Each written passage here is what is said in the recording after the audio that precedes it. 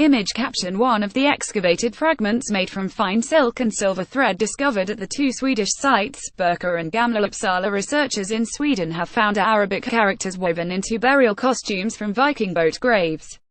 The discovery raises new questions about the influence of Islam in Scandinavia, writes journalist Tharik Hussain. They were kept in storage for more than 100 years, dismissed as typical examples of Viking Age funeral clothes. But a new investigation into the garments found in 9th and 10th century graves has thrown up groundbreaking insights into contact between the Viking and Muslim worlds. Patterns woven with silk and silver thread have been found to spell the words Allah and Ali. The breakthrough was made by textile archaeologist Annika Larsson of Uppsala University while re-examining the remnants of burial costumes from male and female boat and chamber graves originally excavated in Birka and Gamla Uppsala in Sweden in the late 19th and mid-20th centuries. She became interested in the forgotten fragments after realizing the material had come from Central Asia, Persia and China. Larsson says the tiny geometric designs, no more than 1.5 centimeters (0.6 inches) high, resembled nothing she had come across in Scandinavia before. I couldn't quite make sense of them, and then I remembered where I had seen similar designs in Spain, on Moorish textiles. Unlocking a puzzleLarsson then realized she was not looking at Viking patterns at all but ancient Arabic Kufi script. There were two words that kept recurring. One of them she identified with the help of an Iranian colleague. It was the name Ali, the fourth caliph of Islam. But the word next to Ali was more difficult to decipher. To unlock the puzzle, she enlarged the letters and examined them from all angles, including from behind. I suddenly saw that the word Allah, God, had been written in mirrored lettering, she says.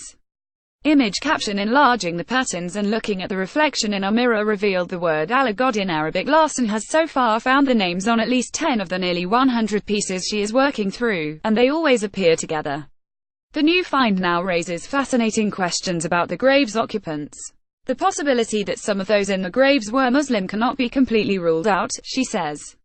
We know from other Viking tomb excavations that DNA analysis has shown some of the people buried in them originated from places like Persia, where Islam was very dominant.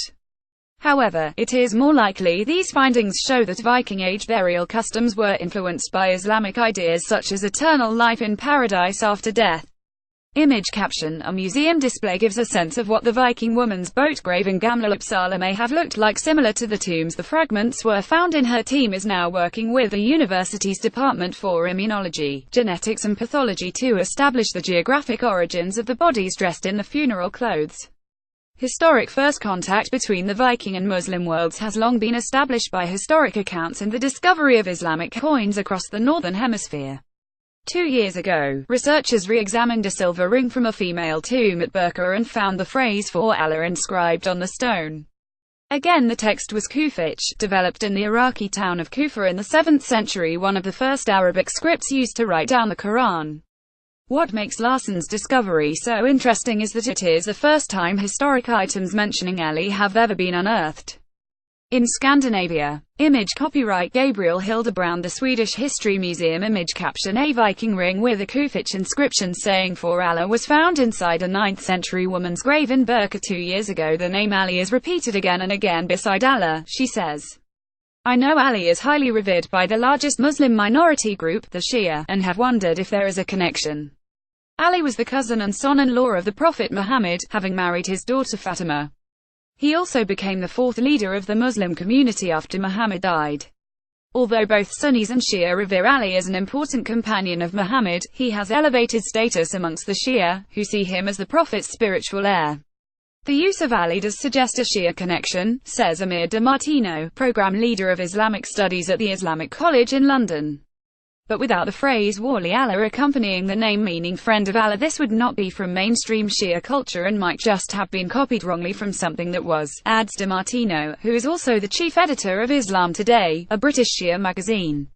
The pattern suggests Ali as being equated with Allah, and therefore there is a slim possibility it has some connection to very early, extreme, mystical fringe movements who believed in this, but more likely it is a wrongly copied pattern.